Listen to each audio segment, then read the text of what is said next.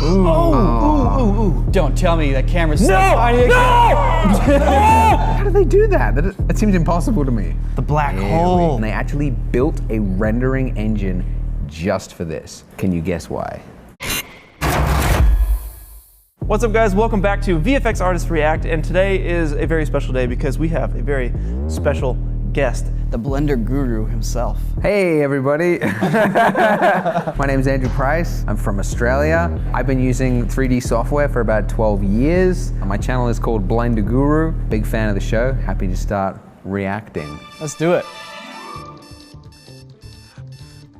The Lego movie. I've been wanting to talk about the Lego movie. So beautiful. I feel like I can just touch every piece. Is every Lego piece like an official Lego piece in this movie? Mm-hmm. Yeah. That's the thing, that it was every little piece is consistent. All the colors are actually the real colors that they can print at the Lego factory as well. Honestly, like this movie kind of put the nail in the coffin of stop motion movies. It's like when your animation looks this real, because this is indistinguishable from reality stop motion. It's so detailed. Yeah. So, something about this movie makes the lighting way more realistic than has previously been done in animated movies. Can you guess why? I know they filmed it practically and then deep faked it. So the reason that this looks so realistic is because the Lego movie was the first major animated movie to use the ACES color encoding system.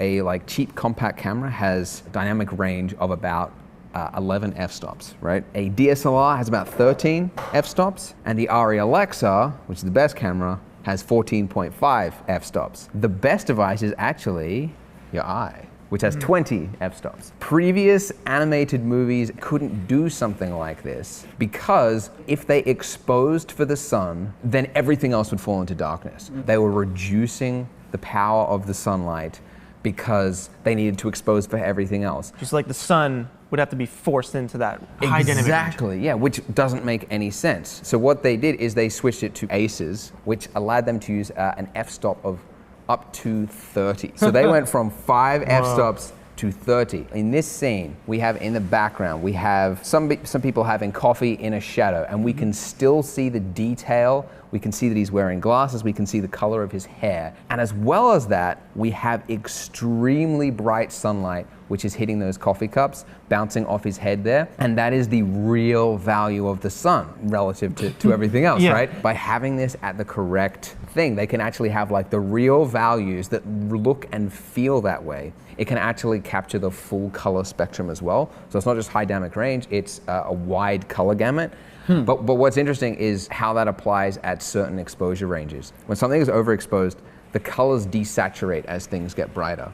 And previously they weren't doing that. When you turn it on for a 3D scene, it's just like everything works the way it should. The light is the correct value, things are washing out as they should. You can actually use the true value of light as it should be. There's a couple other really subtle things that all play together to make this stuff look really photorealistic. One is when you're filming stuff in miniature, your depth of field gets really, really shallow. Because imagine taking a telephoto lens and zooming in on something that's only this big. If you shot this in real life with a wide angle lens, like a 28mm lens of a real person on the couch, you wouldn't have that shallow of the depth of field. But if you shot a miniature, you would. So they're actually mimicking the real life parameter, light wrap and light bloom and HDRI. But the other huge thing was the imperfections. You could even see the seam line when he was shaving. You could see the seam line in his hair, the details. That's so cool. I can feel my fingernail running over the top of it. Yeah, you know? Exactly. The Lego movie, I think it was very successful because it made me want to play with my Legos after watching it. Get it off! Get it off! Get this freaking thing off me! Get it off! Help me! Help me! Help me! The Mist. Oh, dude, I loved this movie. The Mist is a good one. Watch your head, boy. Oh no, don't get dragged in the mist. This guy looks way too chill for what's going on. Frank Castle, what's his name? Wait, is that the Punisher? Yeah. Ooh. The practical effects are totally really wow. Upselling the visual effects. Yeah, exactly. Oh man.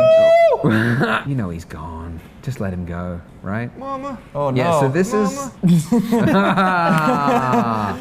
That looks a little rough at the never beginning. seen again. See, they don't, the tentacles. They don't look that, I hate that. That does not look good to me. I think Part of it is the texturing is unmotivated. Yeah, like that, like, it looks kind of like just a uniform, like they got, what's the net, like, not a caterpillar, what's the one that's like, A worm? Or a centipede? in Australia we have them, witchetty grubs. They're these Oh, it looks like a fat, witchetty grub. Oh, yeah. No, it's a real Australia, thing, yeah. a witchetty grub. And it reminds me of that, and it's just kind of like this, it's got like little blood vessels going through it, but it's like, the actual creature itself has got like bones and like things in it, so it should have like, in my opinion, like parts that are clean, and then other parts that are like more fleshy. It's all one texture. It's all uniformly slimy. Another thing I'm noticing there is that the lighting is also a little bit of that like weird movie lighting. If you Yeah. look at the character in the front, Yeah. like his face, the side of his face is really bright, but the other side of his head is basically black. Same with the guy's baseball cap.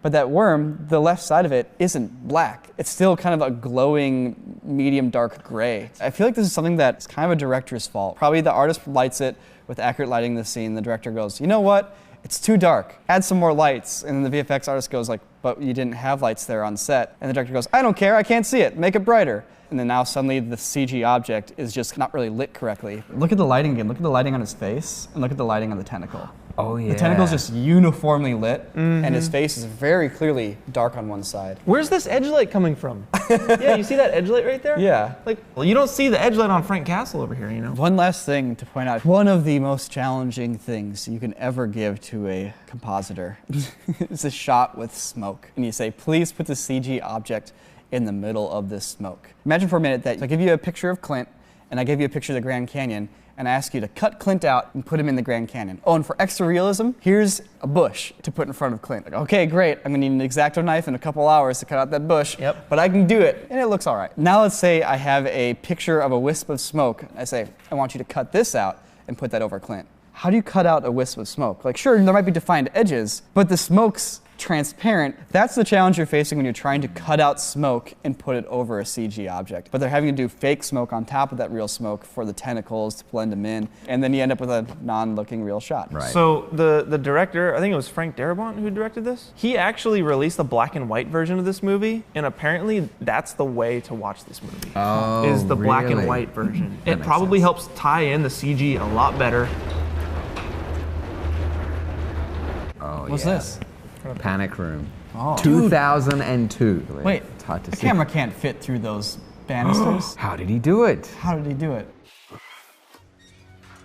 Oh, they're still Oh, going. we're not done yet. He's still going. Don't tell me that camera's so No! tiny.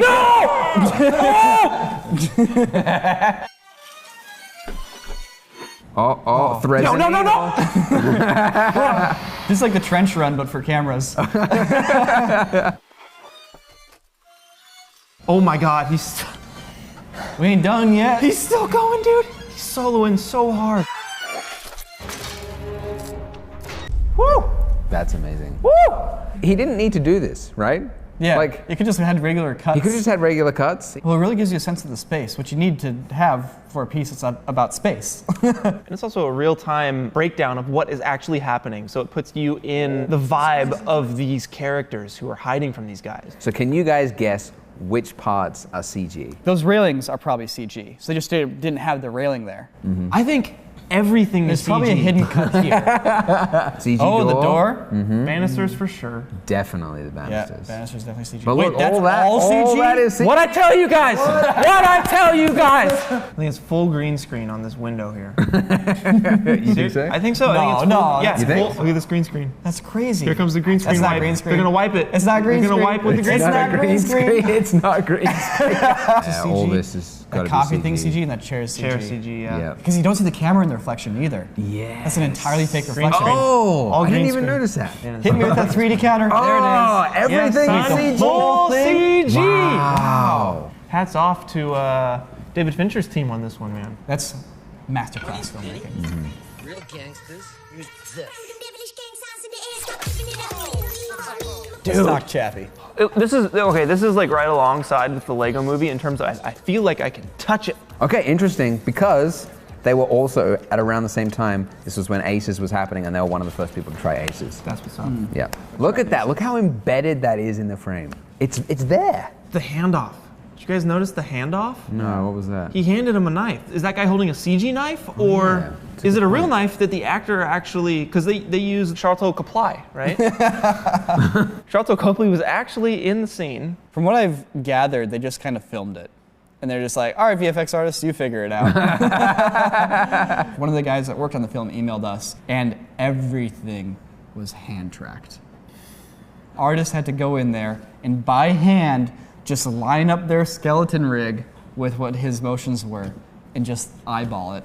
And they did such a good job. The other thing is all the paint outs, like same deal. Like they're sitting there rebuilding a bunch of the background and a bunch of different elements because you have to remove a human being from the shot first before you can put a robot back into it. That is the hardest part. Yes. Is painting out the background.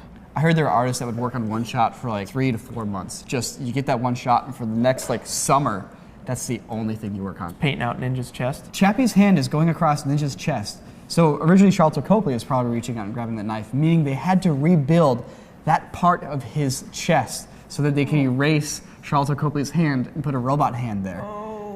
Oh, what a nightmare, and you can't tell. How do they do that? It's super time-consuming work. It's just painful watching Yeah. this, man. I'm getting flashbacks to this Boston Dynamics video. Yeah. So what do you guys think they did that helped it look as good as it does? If we had to replicate this, which arguably we kind of did with the Boston Dynamics video, the way you do it is this. Real reference for the motion. Real actor on set interacting with people, so people like eye lines match and motions match and rhythms match. Getting actual light samples from your set, aka getting a 360-degree HDRI of the set. If your CG is built in a photorealistic manner, that should all come together and give you a rather photorealistic looking end product. Apparently what they did was they started with the CG model, then they sent the parts off for printing, 3D printing, and then they sent those to Weta, and Weta actually built scale practical models of Chappie, and they built 11 of them in Really? different damage states. Obviously he's moving, so they didn't use that in the film, but they used it as reference.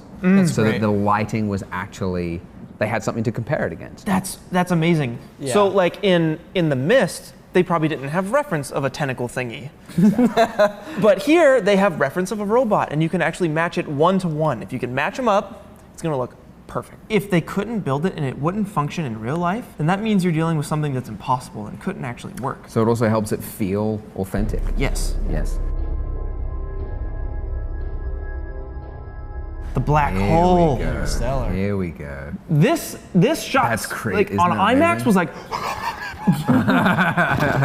Interstellar is actually one of our most requested videos in the comments. So I'm glad we're finally getting to it. And if you have any scenes, shows, whatever you would like us to react to, please do leave a comment, read them. They're great inspiration. There's like a difference between the David Fincher effect or Chappie, where it's like, oh, that's something that I know and I can understand, versus this, which is like, it's beyond us, right? No one has seen something like this. You can see it wobble. I know. That's what I Yeah, think so it's a physical model, right? Yeah, that's a model. The reflections in the window, perfect. A black hole, you can't photograph it, right? Because it's a black hole. Yeah, no There's light comes nothing- out of it. There's nothing there, right? It's literally just the like supermassive gravity which everything is sucked into. So how would you possibly depict that on film? There's the concept of an accretion disk. The power of the gravity is so amazing that basically it's sucking like a universe around it. So this is an accretion disk. Now the reason that you're getting this halo effect there, it's kind of interesting. So for this, instead of starting with an artist concept, which is what they would typically do, right? They actually started with a physicist and they said, hey, tell us how black holes work, throw some maths at us. They gave that math to the render engine guys, and they actually built a rendering engine just for this. Wow. So, and what happened was they had this accretion disk, they had the thing on it, and then they saw this weird halo effect, and they go, it must be a bug. So this isn't right. And then they showed it to Kip, and then he went, oh, of course.